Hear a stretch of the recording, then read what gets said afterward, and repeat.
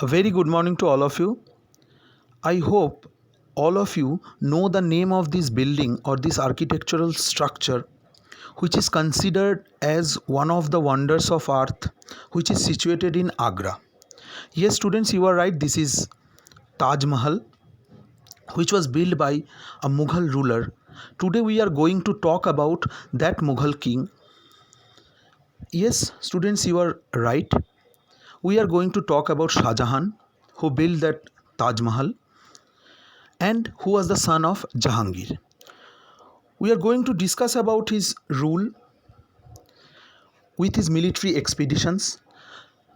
Shah Jahan was successful to capture certain kingdoms of South India, and most importantly he captured Bijapur, Golconda, Ahmednagar. Ahmednagar's Nizam Shahi dynasty was defeated by Mughal soldiers and it was under the control of Shah Jahan. In Golconda and Bijapur, Shah Jahan's son Aurangzeb took the lead and defeated them and captured those areas. And these areas were under the control of Aurangzeb.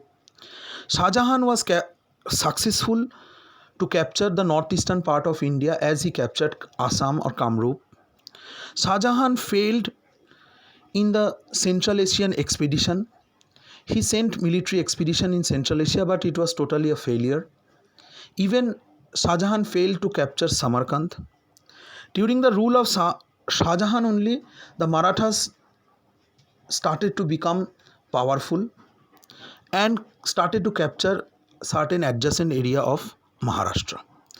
During the rule of Akbar and Jahangir, many foreign traders came to India for trade.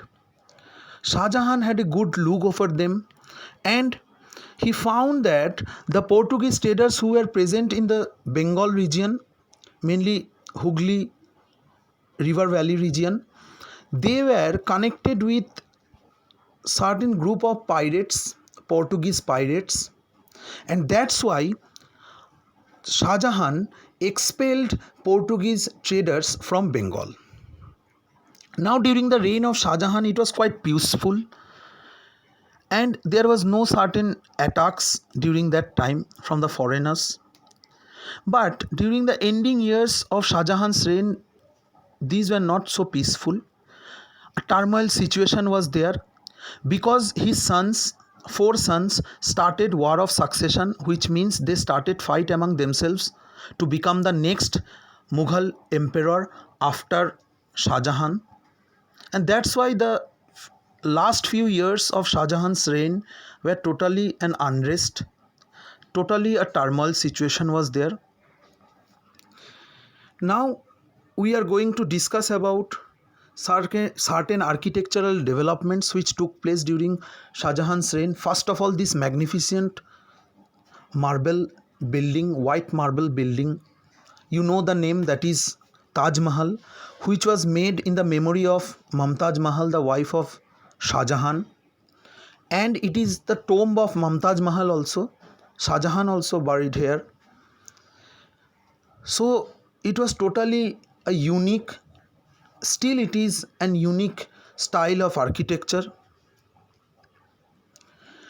The marbles came from Rajasthan and this has a totally Persian but still unique style of designs, like four minars from the four sides. You can find these tall minars, and the central dome is the largest and huge, covering the most largest part of the structure at the top, and along with there were four small domes which was unique in style, and the walls were designed according to Pietraduras style. In our last videos we have discussed about that Pietraduras style means creating a beautiful scenario by using colorful stones and precious jewels, and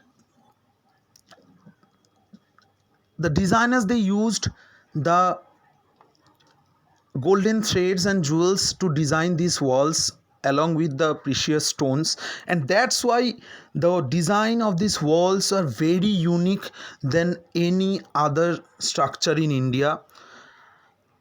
The total structure is situated on a huge platform, high platform, which is also very unique in style, and the building is surrounded with a huge garden. That is also a unique style of Taj Mahal. It is a treat to the eyes, the surroundings, the designs, the decorations. You can understand the surroundings, totally majestic. That's why this is considered as one of the wonder of earth.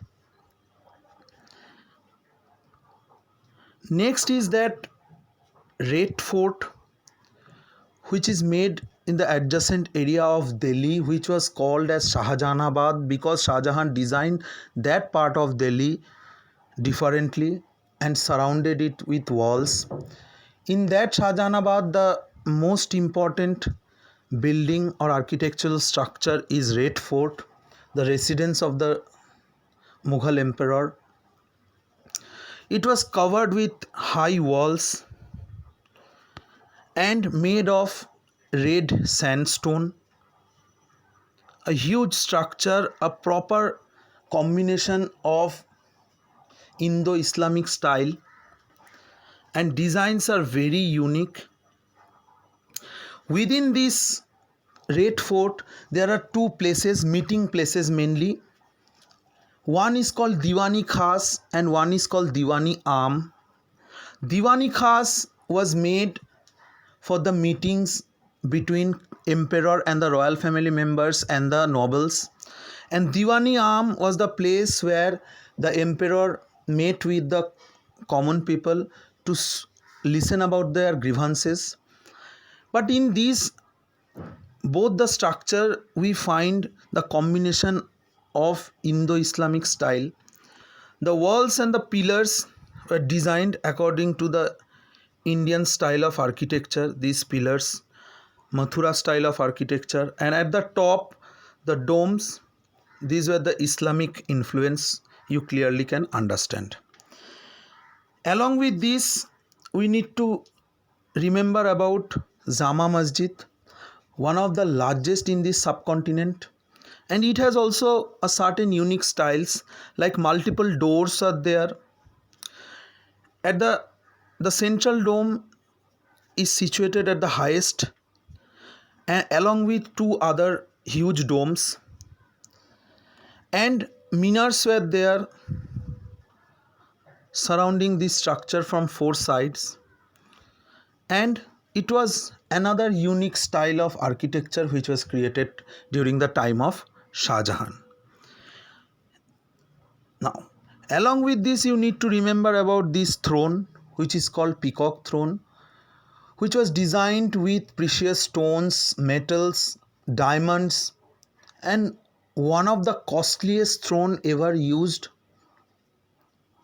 Shah Jahan used this throne and sat on this throne regularly. Now, this was the architectural style of Shah Jahan, and which proves that Shah Jahan's reign was a golden age.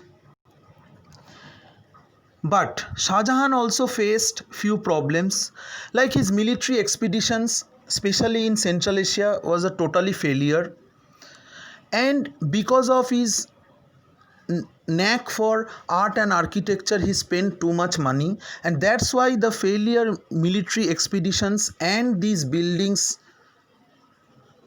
put a pressure on the royal treasury. That's why he had to collect more taxes from the peasants, and that's why it became a burden or pressure on the peasants and the agricultural system. Now, I already told that last few years of Shah Jahan's rule were not so peaceful because his four sons started fighting among themselves. Dara Shikoh, Shuja, Aurangzeb and Murad, which is called War of Succession, to become the next emperor after Shah Jahan. In alliance with Murad, Aurangzeb defeated Dara.